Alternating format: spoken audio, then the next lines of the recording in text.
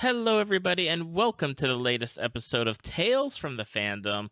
It is the month of May. I cannot believe that we are already here, 5 months into the year, and I am so excited to have today.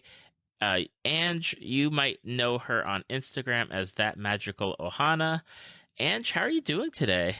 Good. I'm doing really good. Thanks for having me.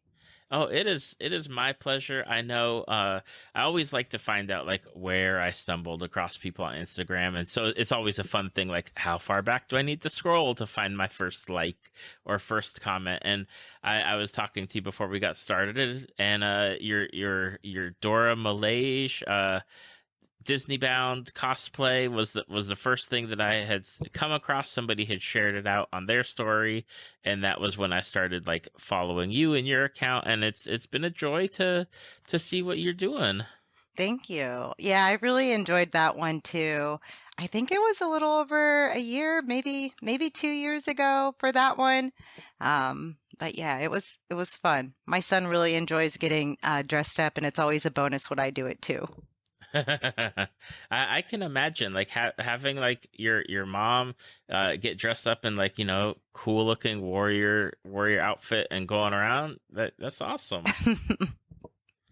And you not only do the Dora Milaje. I mean, you got Ahsoka, and you do some Disney bounds, and like you do a lot of like really cool outfits that you have.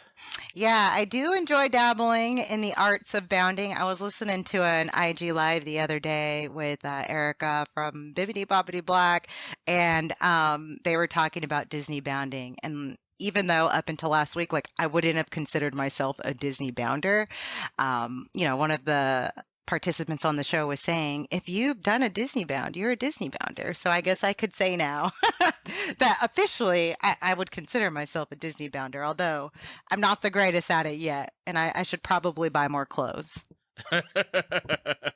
I mean that's a good reason right there. You got to be you need the clothing for the Disney bounding. It, Yeah. it it's always something like whenever I started finding out about like Disney bounds, and it's just as a guy that has like a few t-shirts, jeans, maybe some khaki shorts, like the ability for people to look in their closet to be like, if I match this shirt to this shorts, I can be this character. Like that is mind blowing to me. Yeah, I think it takes skill for sure. I'm not that organized, so for me, whenever I'm like looking in the closet, I'm like really searching for something.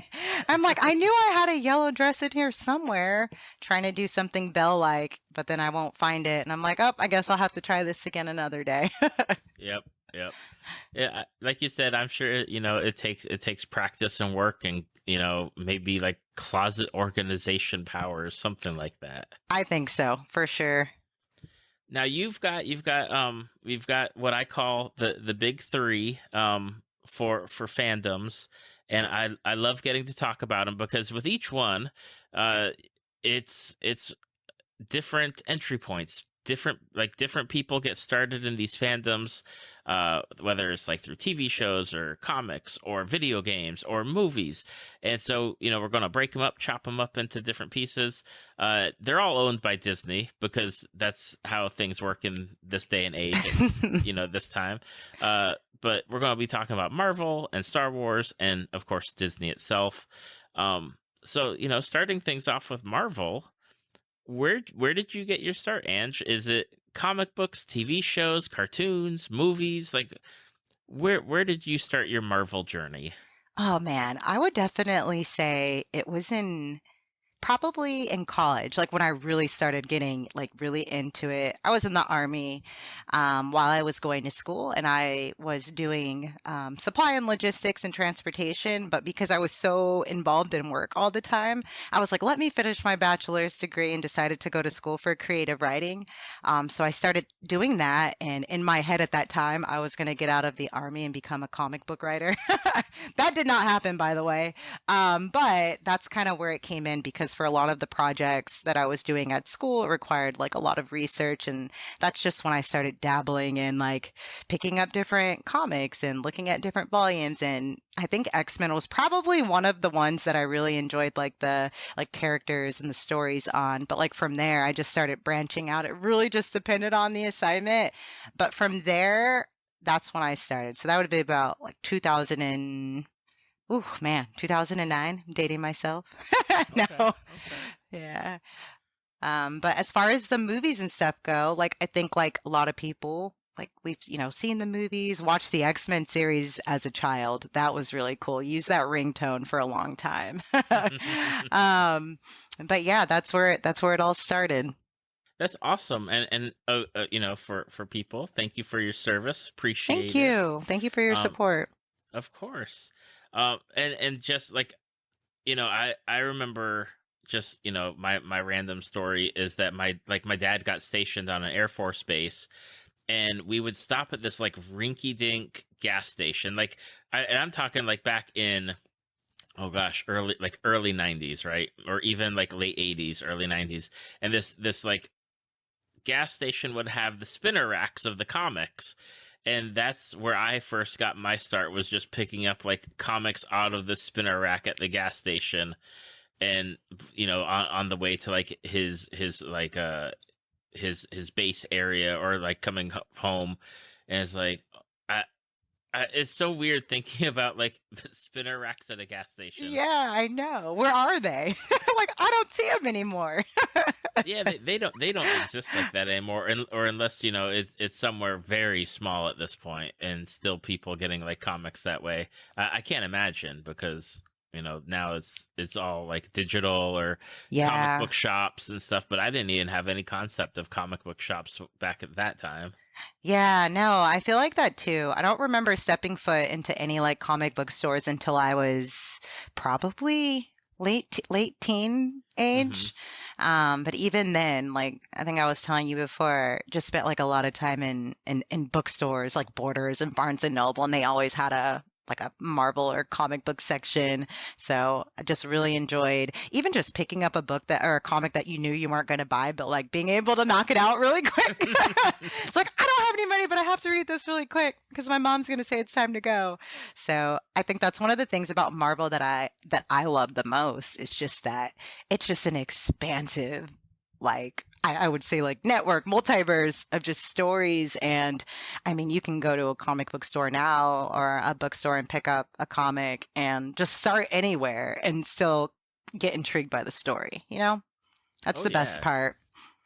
Yeah, and it's such a wide variety of, if you're not into like, say, the X-Men, right? You can find maybe something that you're into with Spider-Man, or with the Avengers, or with other like characters that they're coming out with that maybe people haven't heard about in like TV shows or the movies.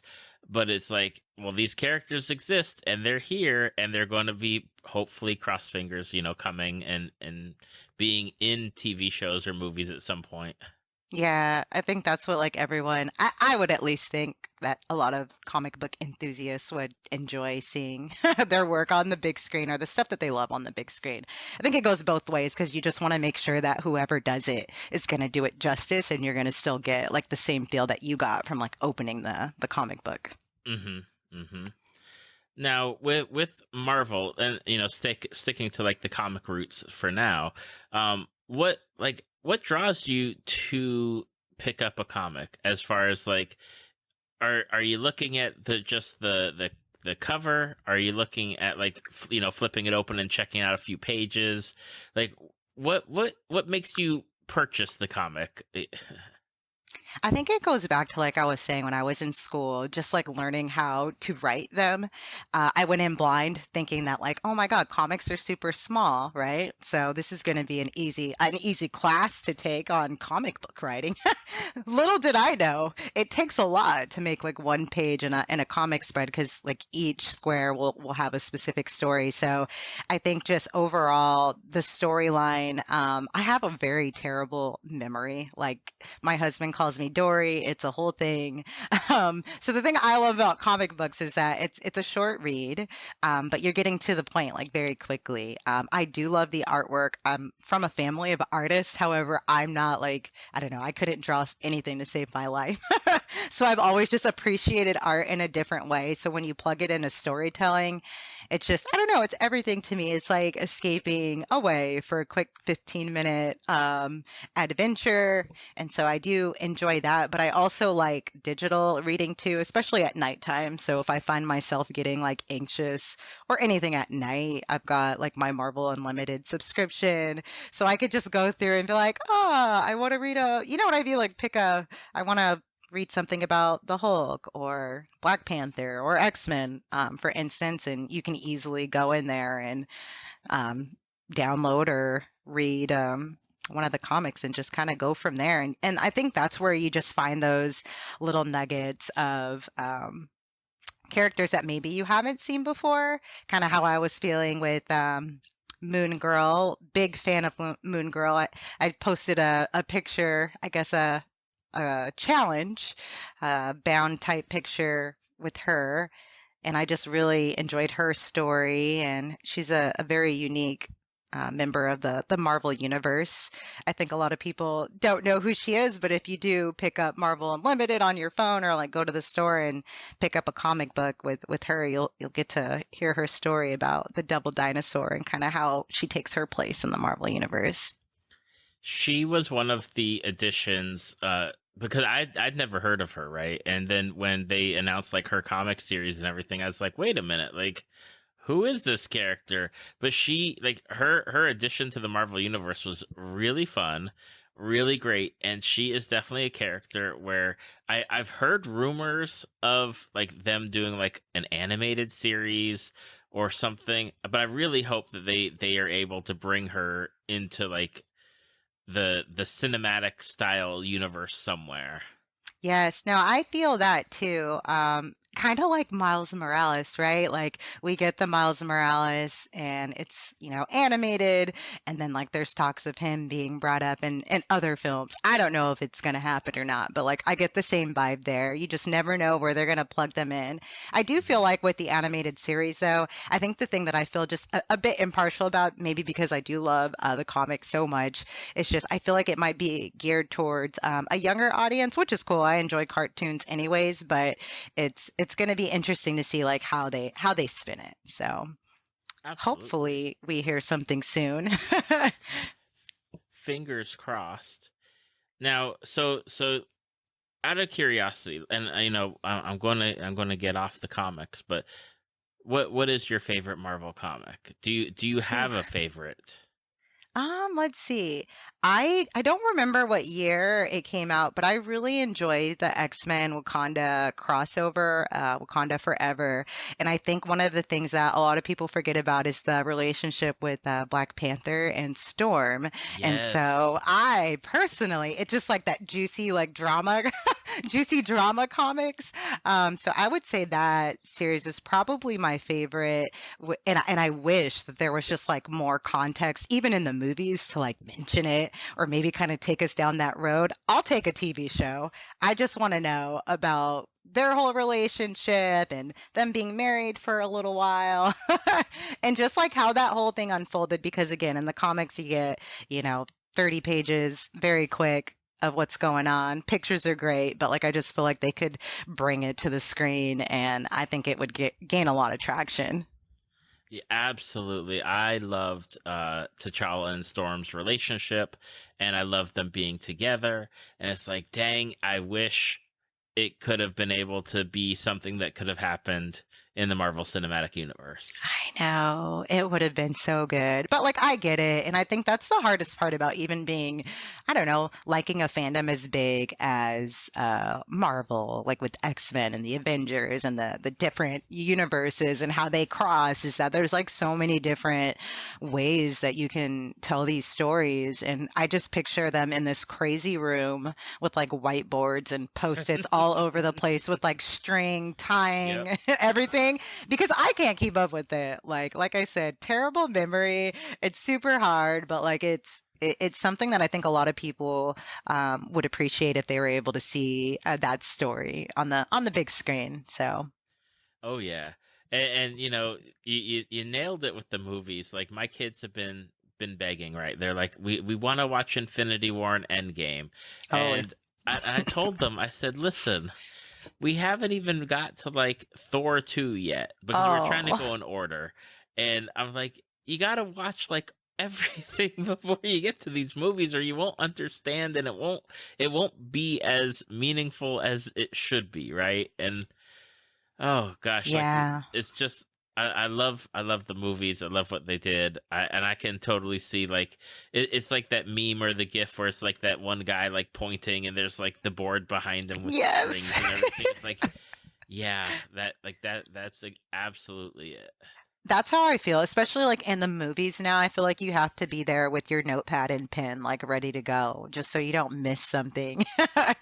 Oh man. And I think like my son, he's like I said, he was 7 or he is 7, and it's like getting to the point we watch the movies so many times that like he's like starting to like school me on stuff here and there. I'm like forgetting names and he's like, no. So it's like, okay, I have to stay sharp. Because or else my kid's gonna surpass me in like geekiness, and like I can't have that happen. Oh no. I mean that is something that's unacceptable. Yeah, but they've been doing a really good job lately, and I people don't talk about it a whole lot, and I know that there's some like debates about like Agents of Shield and like how they tie in to the, Marvel Mhm. like on screen like movie universe, and I loved Agents of Shield. I don't know, did you watch that at all? I watched some, but not all. I've heard that I need to go back and watch it, and I just Yes. haven't yet. But it's going to be on Dis. By the time this episode comes out, it'll be on Disney Oh Plus. yeah, that's right. It's really, I think it was, yeah, it's in March, right? I think it comes Yeah, out this yeah. month. Yeah, yeah. So I did see that. Yeah, we watched all of that, and then it like branched off, and then we were like, "Oh my God, we have to watch Agent Carter." And then from there, like we were on this whole crazy thing. So we just did it all like right before the pandemic, and I was kind of upset because then the pandemic hit and then we had nothing to watch. I was like, "Oh man."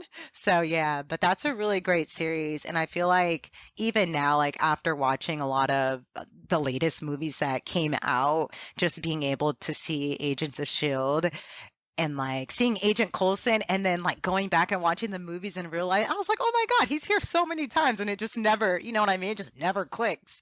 So I enjoy when that happens. Like when you go back and watch something after watching something else that gives you more information, it's just like the best feeling ever. You're like, Oh, yay, I caught it. 100%. Like I know it's such a small thing, but the FBI agent that's in Ant-Man, right? And he shows Mhm. up in WandaVision, Oh yeah, that's and he's right. learned the magic trick. He's learned the magic trick that Scott, showed him. He has now learned it, and it's like those little tiny Full things are circle so good. moments.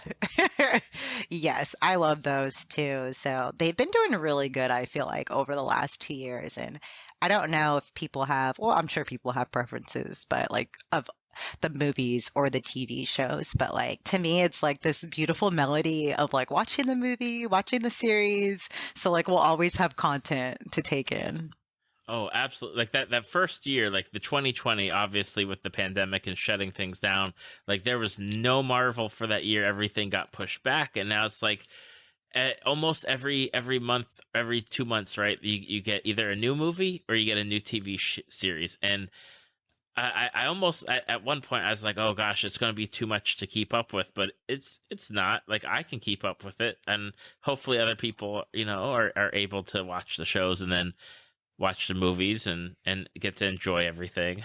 It's a lot. Yeah, it's a lot to take in, but that I love watching the Marvel movies and the TV shows because I don't know, they just have so much nostalgia in them.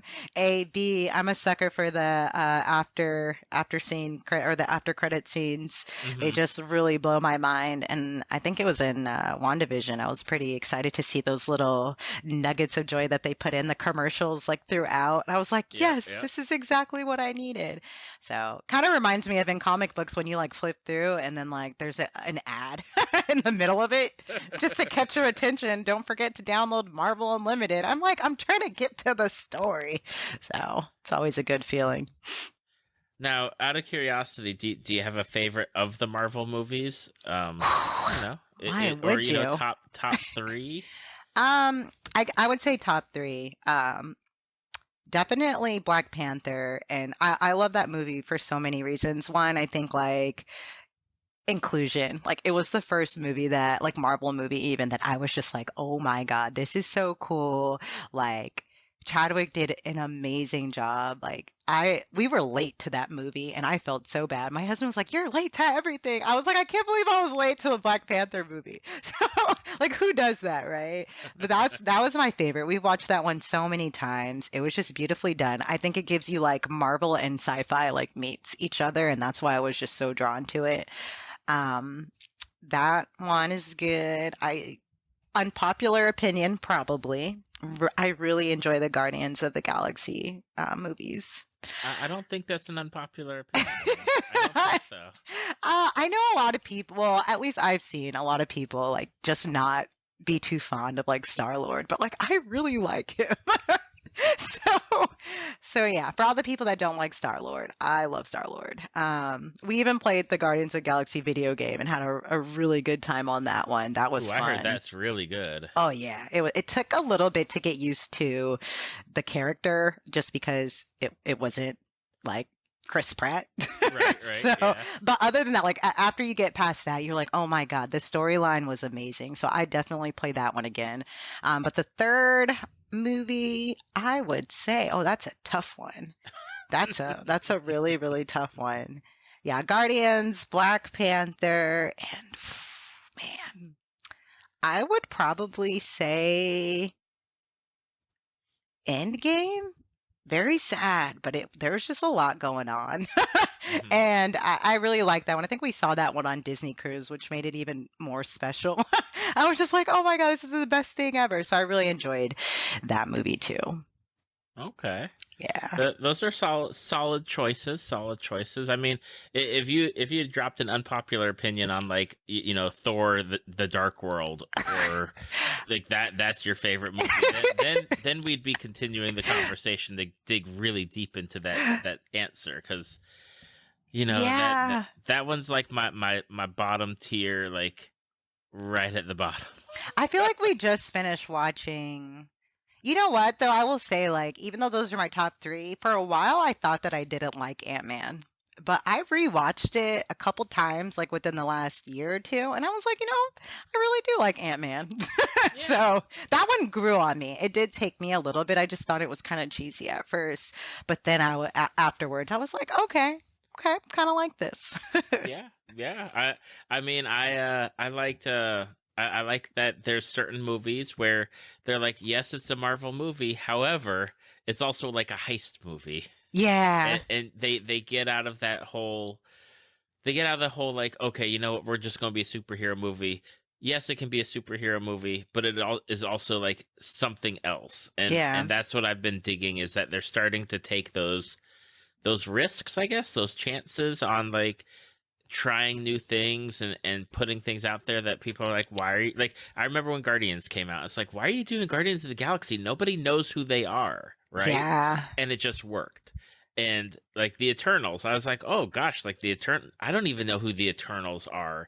And then I watched the movie and I was like, you know what, I like that movie. I know a lot of Yeah, that people was a didn't good like that movie, movie. but I liked it. It comes down to storyline, I think, and that's what happens. I noticed with the Eternals, like when you just start connecting the dots and like looking at the big picture, like Eternals are the movie, like that movie had to happen in order for you to like put things together. Like makes you Hmm. think like maybe Thanos really wasn't a bad guy. And I know those conversations are ongoing, but like that's what happens when you get more, you start to like question other things. But you know what? I do want to add though, and I know you said three, but Shang-Chi was one of the best movies like I've seen. And that was just perfect. I haven't seen a movie like that in a long time. That was a really good movie. I was really like, I didn't get to see that in theaters, but I was glad to get to see it, on Disney Plus, and really just enjoy it. And I love Simu Liu. Really enjoyed him in like Kim's Convenience. So I was so excited to see like him get his like big thing. Yes. And I'm really excited for the future to see where they're going to go with like this whole, Marvel Cinematic Universe, and what they're going to do with the characters, and if there's going to be like a huge like get together Avengers style thing, or if there's going to be like little things that build towards more like, I don't know, but I'm excited. Yeah, me too. They'll continue to take my money, and it's fine. I'll just keep giving it away, all of it. Exactly. And your Yes. episode comes out right before the new Doctor Strange movie comes out. So yeah, that's another movie where it's like, oh gosh, like I'm so excited to get to see that and see what everything is going to be messed up with now. I know, and I'm just like I'm excited, but then like also it's a lot. It's just like so much to take in all the time. So I'm like, okay, I gotta be prepared for that. The movies are getting a little darker too. My Hmm. husband and I were talking about that the other day, how like, some movies were like, these are great family movies. Other movies were like, maybe we'll hold off on this one. So that might be one of those like where my son doesn't get to go and see it, but we'll see. I'm gonna go see it. I would But hope so. yeah, I'm really excited for that one too. They've been really knocking out of the park lately. 100%. So on top of I already mentioned, from going from Marvel now to Star Wars. Um, just curious because again, Star Wars is one of those things where people get into the fandom at different times, whether it's like the original movies, the prequel series, the new series, the sequels, the cartoon series. Like where did you first get into Star Wars? It was definitely the movies, and I did not see Star Wars movies, or I don't have any memory of seeing any Star Wars movies until about 2010. And my boyfriend, who's my husband now, was like, "You haven't seen these movies?" And I was like, "No, we didn't watch a lot of TV growing up."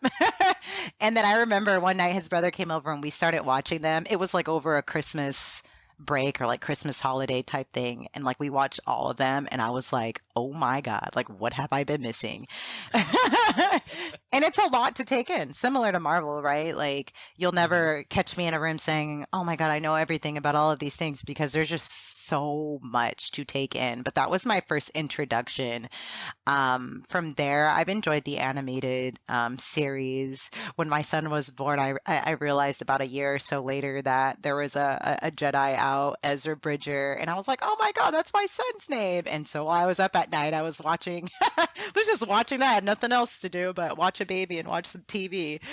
So started watching that, and then from there, oh man, I think it was just similar to Marvel. I was just really interested in the storyline and the stories that were told.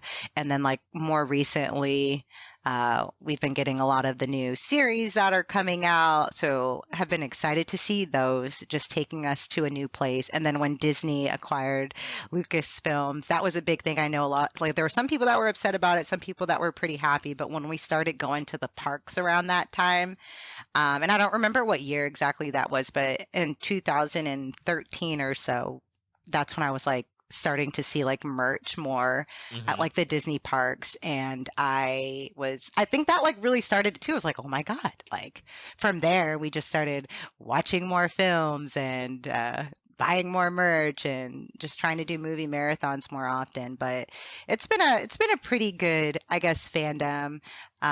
Really big into Star Wars like events at the conventions and stuff. I love seeing the cosplayers and um, costume like building, ammo building, 3D printing. I've been really impressed with that as a whole. I just learned that one of my neighbors the other day, like my son went on a play date with one of our neighbors, and you're always like worried about being like the weird set of parents. But I found out that their parents printed 3D printed lightsabers, and I was like, oh my God, did we just become best friends? So I was like, that's so cool. They were like trying to like, oh yeah, we 3D print stuff, and I'm like, what kind of stuff? So very cool. I just like how big um, Star Wars is as a whole. And then more recently, I've been getting involved in like reading the books, and just like the Ahsoka book was really good. I just finished Black Spire, which was a really cool story about Batu, and it was just, oh my, it's just been great. That is awesome. I love like it's so wonderful just to hear like the enthusiasm of somebody just in the fandom, and you didn't get started until just recently, and now it's like bam, like here you are, and you're just like taking everything. Yeah, give it all to me. Yeah, it's been pretty cool. Again, I think it all comes down to like great storytelling. The cinematic like details that they've been putting into their shows are amazing as well. Just seeing it all pulled together is very immersive. Like you don't even have to go to the parks now to just, I don't know, get immersed into like the Star Wars fandom. Like you Hmm. can do it at home thanks to Disney Plus. Exactly, like it's all there at your fingertips. Yes. Now I have to ask because I'm just immensely curious. When you sat down to watch the movies, do you remember which movie you sat down to watch first? Was it like Phantom Menace? Was it a New Hope, like the original? Like where did you start? It was it was Phantom Menace. We didn't have, because we didn't have Disney Plus or any streaming back then. I Okay. say back then. I don't remember. I think we might have went to Best Buy and like bought the DVDs and like, Okay. hey, this is what we're gonna do. But that was a really good that was a really good movie too. Okay, like it's so interesting because I come from the because I'm old, I'm like 40 something, so I come from 40 having something. I come from having like the Star Wars original movies on VHS, and then Oh, it's okay. it's been fun where I talk with like people for the podcast, and they're like, "Oh yeah, my first movie was seeing the Phantom Menace," and it's like that whole shift of like where people get into the fandom, and then where Yeah. people just like. I got in watching Clone Wars or Rebels, and it's like it's so fascinating people's entry points into Star Wars. Yeah. I remember just really liking that movie too, because for one, it was really cool to see like Anakin like grow. Like you have to get that version of him, right? Like or Hmm. else nothing else makes sense. But I just remember thinking like this little boy is so cool. I mean, at the time, like I knew what was gonna happen, but it was just really nice to see him there. And then like fast forward, I don't know, maybe 5 or 7 years later was when I ended up watching Clone Wars. And so just seeing it all tied in, like his evolution Hmm. is pretty cool. So it's kind of sad, but I mean, it is what it is. The dark side takes a lot of people. It, it does. It does. It's Yeah. very tempting, They have a lot of benefits on their end, but they're short lived. It's from what from what I see. I think the thing I like the most about it too, and I don't know if this happens when you watch it since you've been watching it for so long, but like no matter what part or what time we're in, like even when I first joined the military to like the middle of my time in service to after, like I always found Star Wars to be very relatable almost like Hmm. and not in some like weird way. I don't think we're all like aliens running around here, but like when like looking at government, right, and you're just like, oh, you want to feel like the people that you're working for are doing good, but then you stop and question like, are we doing the right thing? And I think that Hmm. theme comes up a lot in Star Wars, which makes it really good, because there's been time when I'm like, man, like, are the Jedi's the good guys? You know what I mean? And so it just like makes you think about stuff like that. And I enjoy thinking like quietly in my head sometimes. And it always provokes for some good, I don't know, thought and then discussion of just like, I don't know, what other people think. Oh my god, there is a book that focus I think it's a trilogy now, but I've only read the first one, and it's about Padme before, like as she goes like Yeah. transitions and she's like a senator her first year, and there's like all this stuff that's going on, and she's like, well, we could be doing X, Y, and Z to help the people on these planets and fix things and take care of this business, and the amount of like pushback on well, why should we do that? Why should we Yeah. help this planet? Or why should we get involved in this situation? And just like reading that and at times like, pairing it up with things that are going on in the real world, it's like, yep, it doesn't matter if it's fictional or real. It's Yes. everyone's getting the way it is. It is how it is at this point. Yeah, I feel that. And I think like, I don't know, that's what kind of brought me to like my love for Ahsoka Tano. And I feel like that's the character. I know we see it throughout the series and the story, but like you really see that conflict with her Hmm. because she's making that choice. She's like, do I want to do this? And I think whether it was the military or college or whatever it is, I think we've all kind of had that moment in life where you're like, am I on the right path? And so it just makes her so relatable. And I think similar with Black Spire, Vi Marati, I thought that they had a lot of similarities, the two characters. And it just really, I want to know more about some of the women in the Star Wars universe. So I saw on the D23 lineup they have, I haven't been before, but I want to go this year. But I saw they had a Women's of Star Wars panel. And I think it would be really cool to kind of dig into some of these characters a little more because they have so much in common, like all of them. Absolutely. In fact, like I know you mentioned Ahsoka Tano, and I want to get back to her in a moment, but in The Mandalorian, in the first season, there's that episode where the Mandalorian and Cara Dune are protecting that village from raiders, right? Yeah. And there's that one woman that that she's helping Mando out, and he's like teaching her how to shoot, but she already knows how to shoot, and she knows how to shoot well, and it's like, I want her story. Like, give Yeah. me her story about how she ended up on this backwater planet and has gotten this life. Like, tell me what she did in her previous life. Yeah. I think that's where the books come into is because like you're really getting those side stories, those stories that maybe, I don't know, maybe nobody wanted to hear them, but they're there. And it's really cool just like piecing them together and like getting a feel for it as a whole. And then just getting to know the characters on a deeper level Hmm. is the best part. It is. It's absolutely wonderful. And I know, like, I used to be big into the Star Wars books right up until, like, when Disney purchased them. Yeah. And then they were like, okay, all the books that you've ever read they don't really exist anymore. We're starting our new That own continuity. And it's like, okay, well, I haven't read that stuff yet. Yeah, I bet. I think that that's probably one of the things that's so, I don't know, challenging, right? When you see like what Disney's done and like the direction that they are going in. And I know that it probably upset a lot of people. But like at the same time, I'm happy that it happened just because like I wonder if more people would have been introduced to it if that wasn't the Hmm. case.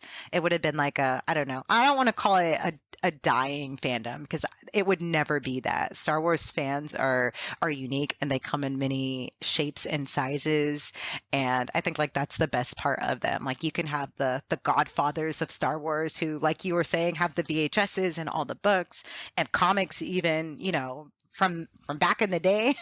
And then you've got people who just watched the book of Boba Fett and maybe that's how they got into it. So I love Hmm. that at the end of the day because at least you can still have those like engaging conversations with people, learn something new from either side. And that's always a fun thing. Exactly. Like for as much problems as people like either complain about like the new movies or like the oh gosh, I'm blanking on the name of the cartoon, the The new Star Clone Wars Wars cartoon. Yeah, the or Clone Wars, Rebels, but yeah. it's not Rebels, is the one that Bad spun out Batch. of Bad Batch. Yeah. Okay. Like, some people probably didn't like Bad Batch because they're like, "Oh, just give me real shows." And people probably weren't happy about a Boba Fett, like because it's a character that people loved, and now they're like expanding on the character. But at the same time, like it's bringing more people into the fandom, and that's a good thing. Like it like you said, it keeps conversations going, and it keeps the like freshness alive. Like just because I might not like it doesn't mean like I shouldn't, be happy for other people that do like the things. Yeah, I think like we're getting to the time too where it like it needs to be palatable for the next generation, or else the fandom disappears. You know what I Exactly. mean? And so, especially now today, the kids have so many like other things that they could be doing other than reading comic books and getting caught up in Marvel and Disney because they have their cell phones and the TikToks and the TikToks, And David. the TikToks. So I'm glad that they're able to bring, these things to a point to where like a whole family could watch it. Like we sit down and watch the Book of Boba Fett as a family, and it engages conversations, and then it makes you want to say like, "Hey, we should watch this," or "What if we try and do this?" And it really encourages, for my house anyways, family time or Hmm. talk with, when we're getting with the cousins and the aunts and uncles to kind of see what everyone, has been watching, what they haven't been watching, or even convincing people to watch them is always fun too. Especially when they're like, "Oh my God, it was so good. Now I'm going to go and watch all the movies." And you're like, "Yes, mission accomplished." Absolutely. And before we jump off Star Wars, I gotta take it back. Ahsoka Tano. Why do you love her? Is it more of like the questioning, that she questions stuff? Is it her journey that you got to see like play out? Because it really was something for a new character to be introduced in like that Clone Wars movie, Yeah. like the animated Clone Wars movie, and then for her to develop in such a way because I didn't like her. I was like, I don't like this character. In the animated or in like Mandalorian? Like No, or neither of them. in the animated, it took Okay. me there. It took me. There's a specific episode that I always call back to in the Clone Wars where like she's in an underground base and there's like a poison that's going on, and she's like about to die, perhaps, and like it's like that's when I fell in love with her character and enjoyed her from then on, seeing like her journey in Clone Wars and her development as a Jedi slash like force user person that's left the Jedi Order. Like I loved her development. Yeah, she was a sassy one. So I think that's what I liked about her. I started noticing like the trend in like characters that I like because I'm not even trying to bring it back to Marvel, but like Moon Girl is a lot like that. Very quick witty, questions things, those traits that like I don't know. I think it's something that I also like didn't see so much in myself. I've just always been taught to like, I don't know, listen to your parents. Don't question what your parents say. And then you go and join the military. You don't question what your superiors tell you. And then I get out and I'm like, I am free. So I think that's one of the things that I really enjoy about her is that she had that struggle. And just seeing her grow up, like you said, on the screen, in the book, getting more of her background story. She's very relatable for me. And like, it's bittersweet. I'm glad that it's becoming bigger. Like, we just went to Hobby Lobby like 2 nights ago, and I saw an Ahsoka. Uh, it was like a poster board that you could hang up in the house. And I was like, oh Mhm. my God, I never see Ahsoka stuff anywhere.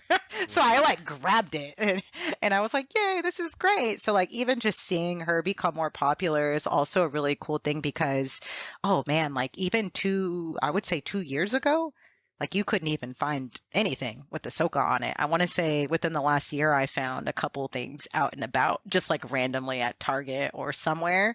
So I'm hoping that more people get to hear her story because it is a story of struggling and like coming to terms with like how you feel versus like what the world is telling you that you should feel.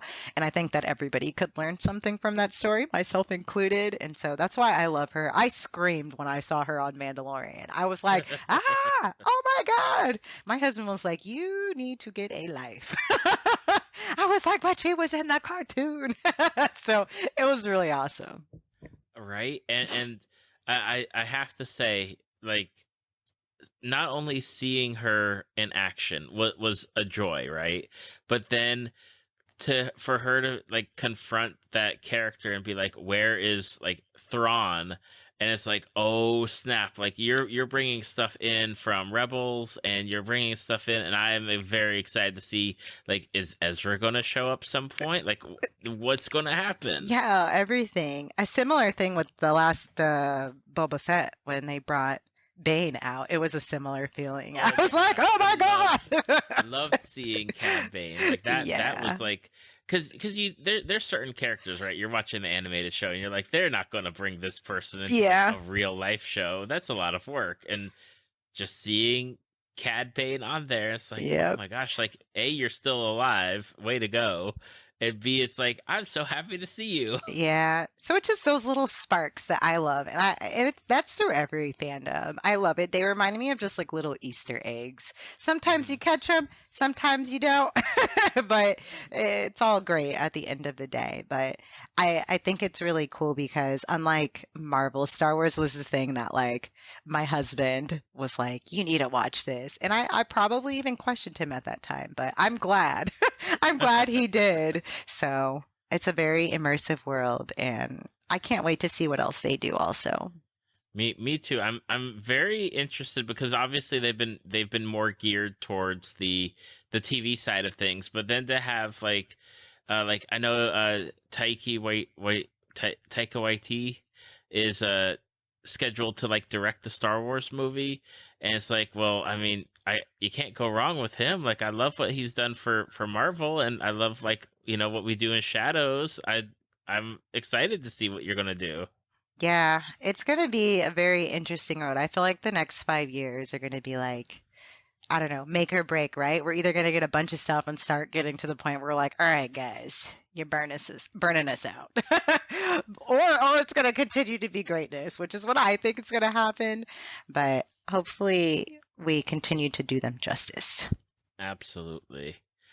Now, Andrew, we're at like the big thing. The people that own both Marvel and Star Wars, which is Disney. I live in the heart of Disney World area in Orlando here, so I definitely got the influence of Disney around me. And Disney's such again a wide fandom, TV shows and Yes. movies and even comic books and video games and all sorts of stuff. What's your first recollection of Disney? Like, what was the first thing that you were exposed to? Oh man. So the first thing I was exposed to for Disney, I am smiling as I speak now. Disneyland. So I grew up in Southern California, about maybe 45 minutes away from the parks. We weren't very rich, so we didn't go very often, but we did go. But I remember watching, I think it was called A Day at Disneyland on VHS a million times. And I don't know if you guys had one in Florida, but it was like, I don't know, press that they would send you in the mail. And Was it the thing where like you ordered a way to like see what a vacation would be like at Disney? yes, it was like what we Okay. do now on YouTube, but on a VHS. Yep. Yep. Yep. And it was perfect. Like I remember like my favorite part was Jungle Cruise. And I was just like, I'm getting on that boat. I don't know how old I must have been when I started watching that. Probably 5 or 6, maybe even younger. Um, but just even now looking at pictures from when we were kids at the parks, like those are my happy days. And I'm just like, oh my God, I love it.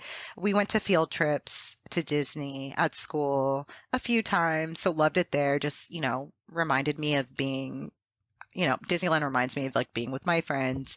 I've been to downtown Disney a lot more because it's free. So did frequent there a lot, but that VHS was probably the start of it. I've always been really big into Disney from since when I was a kid. The VHS sing-alongs, I don't know if you remember those, but they used Mm-hmm. to come out with the Disney VHS sing-alongs, and my family would hate it because I would sing like The Jungle Book and Lion King on like repeat, rewind. I don't know how those tapes made it through without burning the film out. But yeah, that was the beginning of it, and I think when I met my husband, he knew that I had a problem.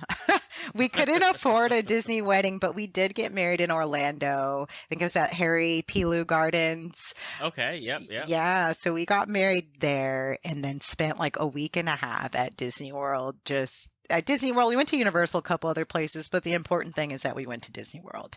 Um, Of course. Of course. And I imagine you had please, did you have the ears, the bride Oh, and groom ears? we did, but like looking back on those pictures, I don't know, I wish I had like the new cool ears because it's so funny. We've got our little bucket hat with the Mickey, the ones that they embroider in the back.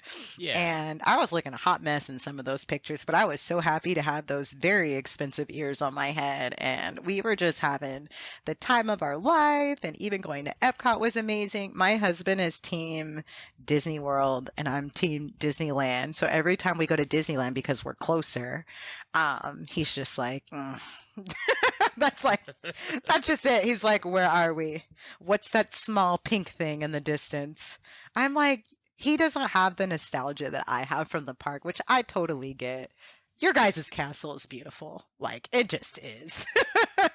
So, It's we just have so much swampland to do stuff with. It is really what it boils down to versus Disneyland being in the heart of, California essentially.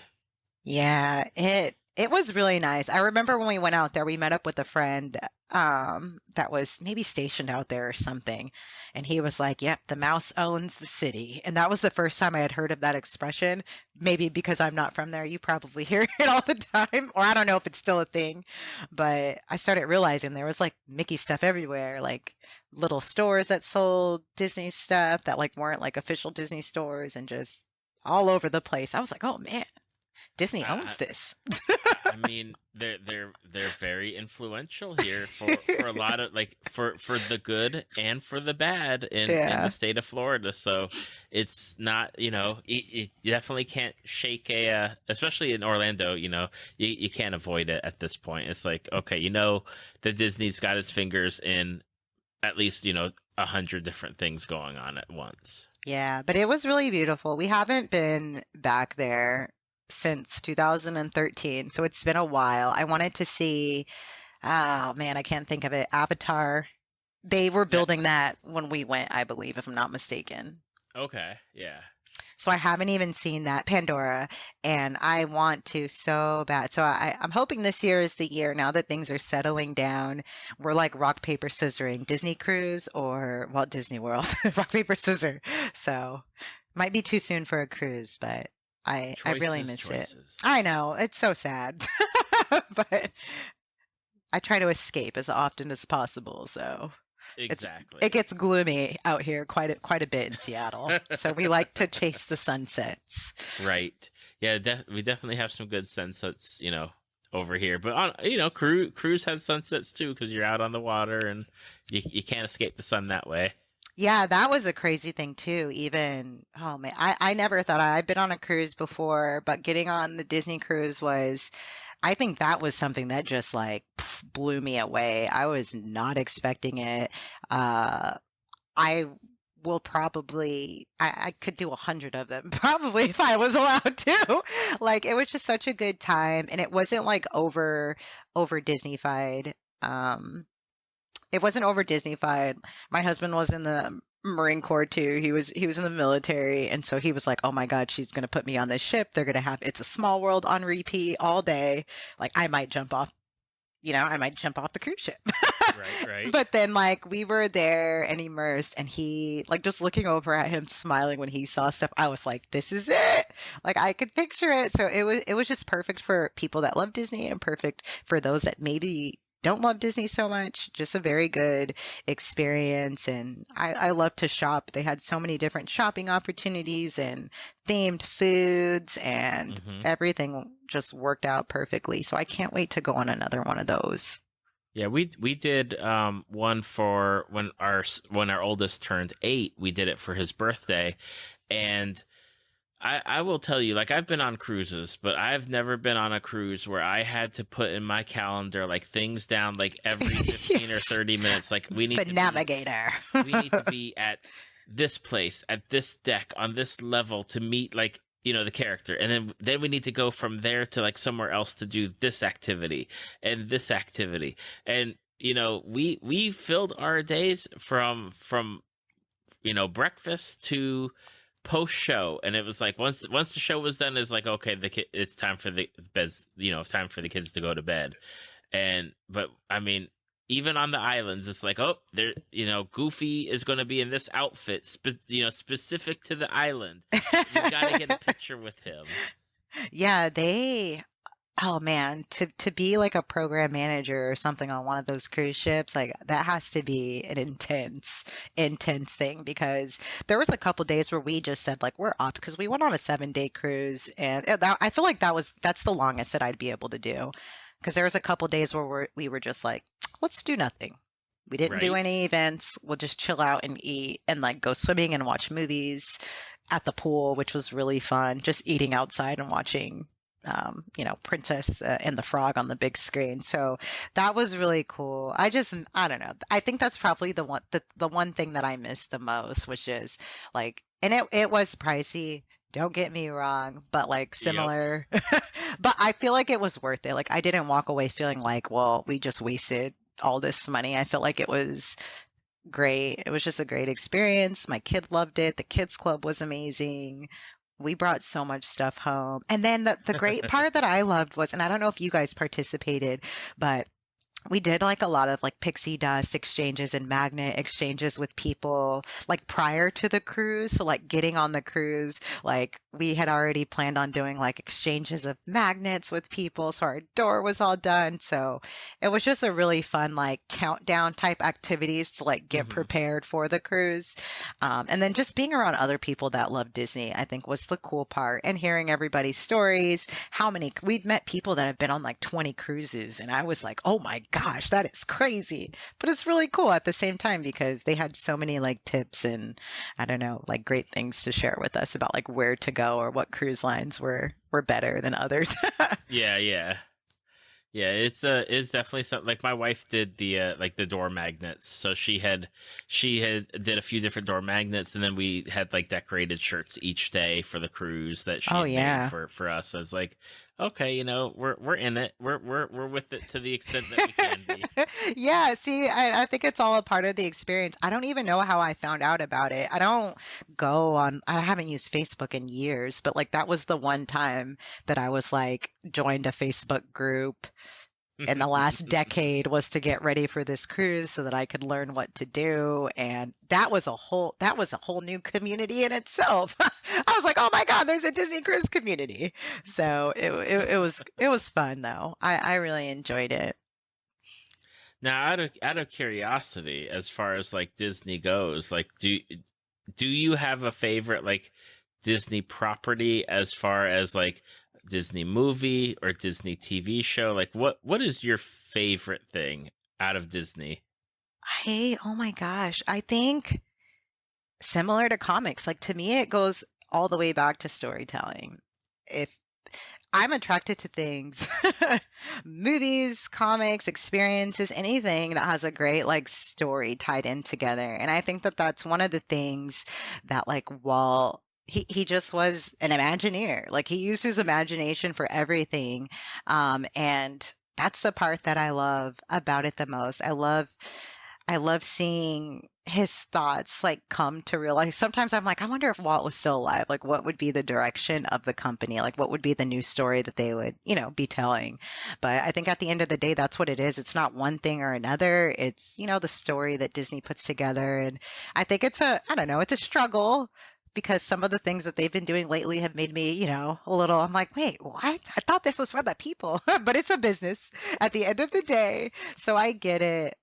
Which is why I think if I can just remember, even in these times where, Disney pulls some uncertainties off, that I remember that like it was all about the storytelling. Like that's what Hmm. brings me back. I can always count on a great adventure with Disney, and it's always beautiful. It always leaves you feeling like inspirational. There's just something, even the fireworks, right? Like you see these shows and they're just I don't know. They're expansive, they're immersive, they're beautiful, and they're telling a story. And I think that that's why I enjoy it so much. I didn't become, well, not yet, anyways. I didn't become the writer that college bound and thought she was going to be. However, like that's what brought me there was because like I've just always had a passion for reading and writing, and I think that's something that like the Walt Disney Company does very well. Hmm. Now, do you have any favorite movies or shows?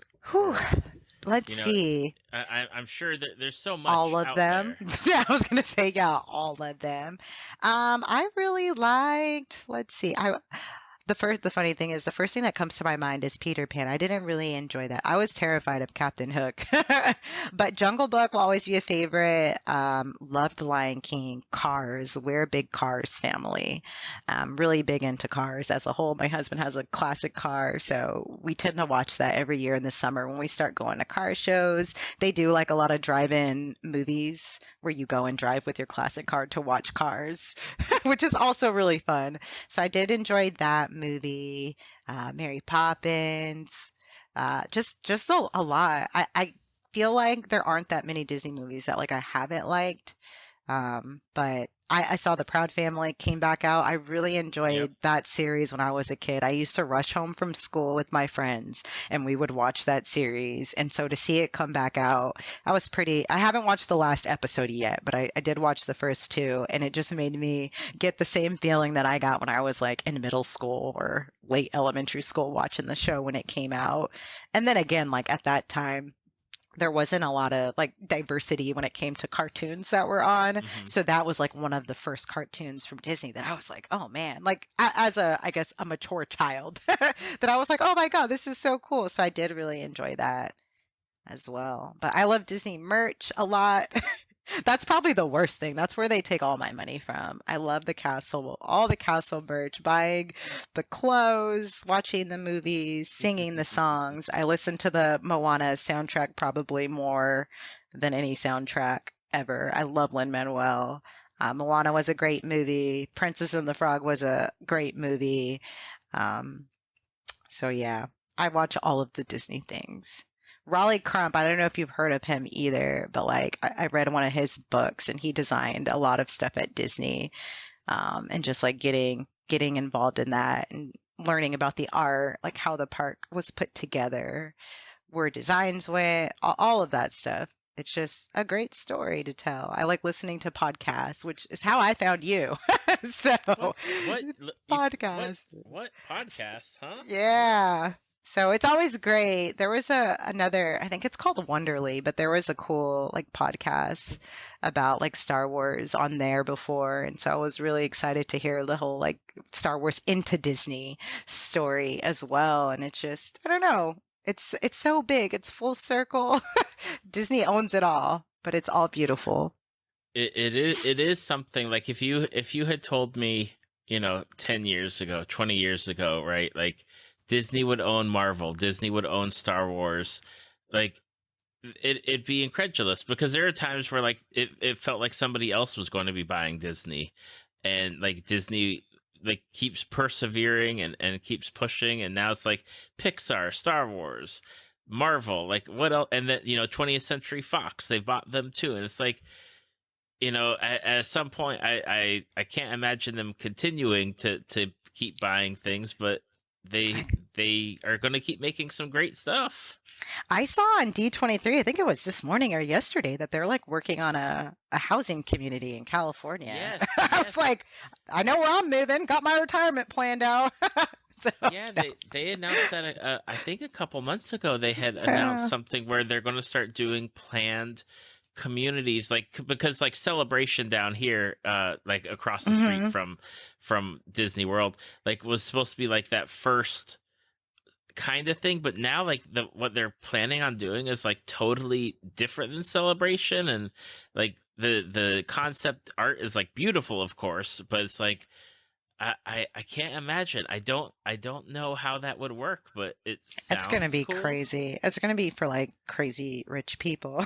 It's gonna be great. Yeah. They're gonna be like spending all their. I would go bankrupt like probably day two. So I wouldn't even last there. I'd be like, well, it looks like we're living in an apartment now. Sold the house to move, move to this Disney community, and now I'm broke because I bought all the merch and had nowhere to put it. It would be a whole thing. Exactly. Yeah.